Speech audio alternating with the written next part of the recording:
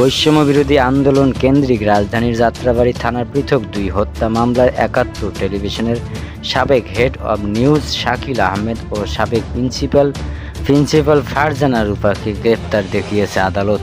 মামলায় তদন্ত কর্মকর্তাদের আবেদনের শুনানি নিয়ে বুধবার ঢাকা মেট্রোপলিটন ম্যাজিস্ট্রেট মোহাম্মদ মনিরুল ইসলাম সকালে সাংবাদিকদের দাম্পতি আদালতে হাজির করে মামলা তদন্ত কর্মকর্তারা তাদের গ্রেপ্তার দেখানোর জন্য আবেদন করেন।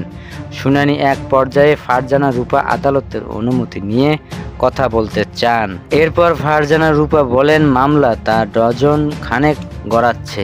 আমি একজন সাংবাদিক, আমাকে ফাঁসানোর জন্য একটা হত্যা মামলাই যথেষ্ট। পরে বিচারক তাকে যাত্রাবাড়ী থানার পৃথক 2 হত্যা মামলায় গ্রেপ্তার দেখিয়ে আদেশ দেন। এ সময় আসামির কাঠগড়ায় থাকা অবস্থায় শাকিল ও রূপা একে অপরের সাথে দীর্ঘ সময় কথা বলেছেন। প্রবল গণ আন্দোলনের মুখে শেখ হাসিনার পতনের পর গত 10 আগস্ট জাতীয় প্রেস ক্লাবের ভারপ্রাপ্ত সভাপতি ও ভারপ্রাপ্ত সাধারণ সম্পাদকের একটি চিঠি পাঠান বৈষম্য বিরোধী ছাত্র আন্দোলন।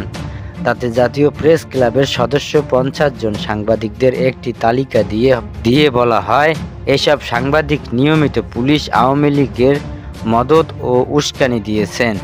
এভাবে তারা ছাত্রদের বিরুদ্ধে মানবতা বিরোধী অপরাধে জড়িত ছিলেন। এই তালিকায় শাকিল ও রূপার নামও ছিল। ক্ষমতার পালা বদলের পর দেশ ছাড়ার চেষ্টার সময় 21 আগস্ট ঢাকা শাহজালাল আন্তর্জাতিক বিমানবন্দর থেকে তাদের গ্রেপ্তার করা হয়। এরপর কয়েকটি হত্যা মামলায় তাদের গ্রেপ্তার দেখিয়ে রিমান্ডে নিয়ে জিজ্ঞাসাবাদ করা হয়।